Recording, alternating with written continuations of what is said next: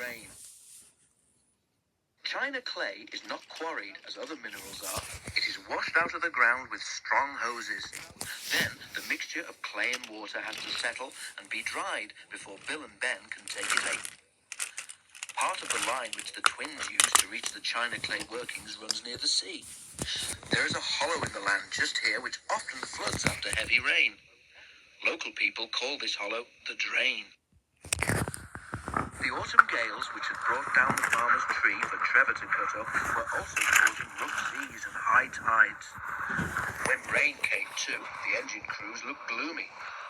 A really high tide now, said Ben's driver, could make real trouble at the drain. But though pools of water lay on either side of the line, they grew no larger.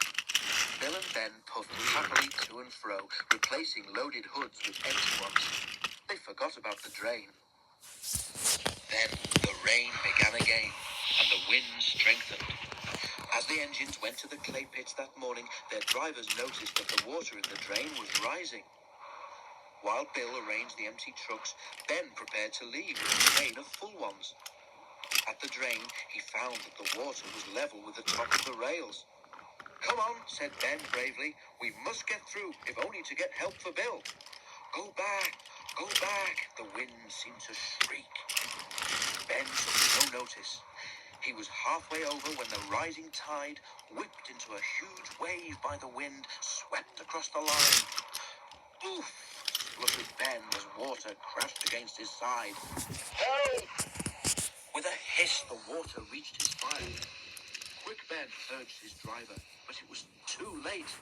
With a despairing gasp, Ben stopped. He was stranded in the middle of the drain, with cold seawater lapping his wheels. The fireman set off to find help. "Keep on the sleepers," advised the driver. "We don't want you swamped as well." The water reached the fireman's waist, but he struggled on. At last, cold and soaking, he reached the yard.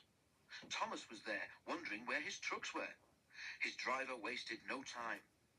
"Ben must be rescued," he said. "We need a steel cable, a pair of waders, and determination." "Yes," Thomas doubtfully. He understood the cable, but he wasn't sure about determination and didn't even know what waders were. Thomas stopped at the water's edge. His fireman put on the waders and set out, carrying the end of the cable. Ben was delighted to see him. The fireman fastened the cable end to Ben's front coupling. Then he uncoupled the trucks so that Bill, who had come up behind, could pull them clear. "Right," he said as he joined Ben's driver in the cab. "Let's go." Poor Ben had no steam left to whistle, so the driver and fireman waved to show Thomas they were ready. Carefully, Thomas took the strain as he pulled Ben. Slowly, with water cascading all round him, Ben came out of the drain. Once he was clear, Thomas was promptly coupled to him and helped him back to his shed. "Thank you, Thomas," said Ben gratefully, and his eyes twinkled for the first time for several hours. It was 4 days before the water in the drain subsided.